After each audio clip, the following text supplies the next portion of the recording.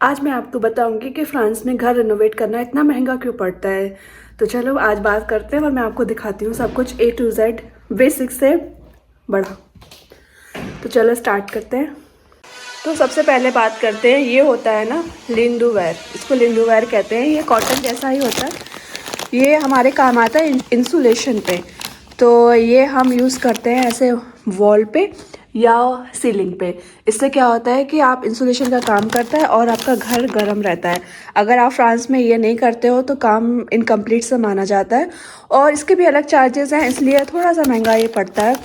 और वॉल क्या होता है कि वॉल जैसे सीमेंट की है, फिर इसके ऊपर हम ये फिक्स करते हैं, उसके बाद हम लगाते हैं जो मैं आपको दिखा रही थी बियाथ्रेस।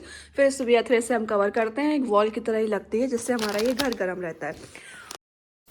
और अगर चैनल पर नए हो तो चैनल को सब्सक्राइब कर लो। वो है ना कि फ्रेंच में नाम है ना तो भूल जाते हैं, याद करना थोड़ा सा मुश्किल होता है। तो इसमें जैसे ये वुडन फ्लोर है, पार्के लगी हुई है, इसको पार्के बोलते हैं। तो पार्के के नीचे ये बिछाते हैं, उसके बाद पार्के लगती है।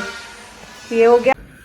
और यहाँ पे ना अगर आपको सिंगल पेंट भी कराना तो पेंट का भी खर्चा बहुत होता है।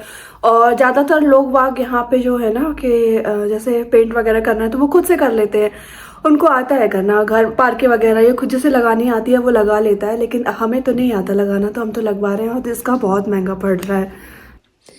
ये पार्के जैसे ये ऐसे बॉक्स में आती हैं अभी, और लगना बाकी है। जैसे इस एरिया में लगना है, इस रूम में भी लगना है, तो इसके लिए ये हमने पहले ऑलरेडी मंगवा लिए। इंडिया में हमें प्लम्बर या इलेक्ट्रिशियन 10 मिनट में मिल जाते हैं। फ्रांस में एक प्रोफेशनल को बुलाने की विजिटिंग फीस ही 50 यूरो से 100 यूरो है, यानी कि 5,000 से 10,000 तक हो सकती है।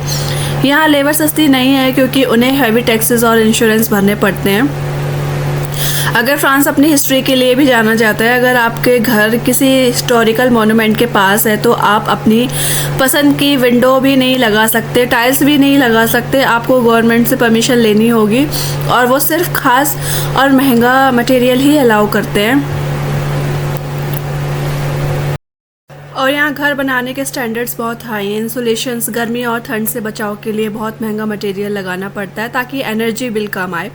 सस्ता या लो क्वालिटी मटेरियल यूज़ करना इलीगल हो सकता है, इसलिए मटेरियल की कॉस्ट भी डबल हो जाती है। फ्रांस में हर कॉन्ट्रैक्टर को 10 साल की गारंटी देनी पड़ती है। इसका मतलब है कि अगर 10 साल में दीवार में क्रैक आए तो कॉन्ट्रैक्टर को यूज़ ठीक करना पड़ता है।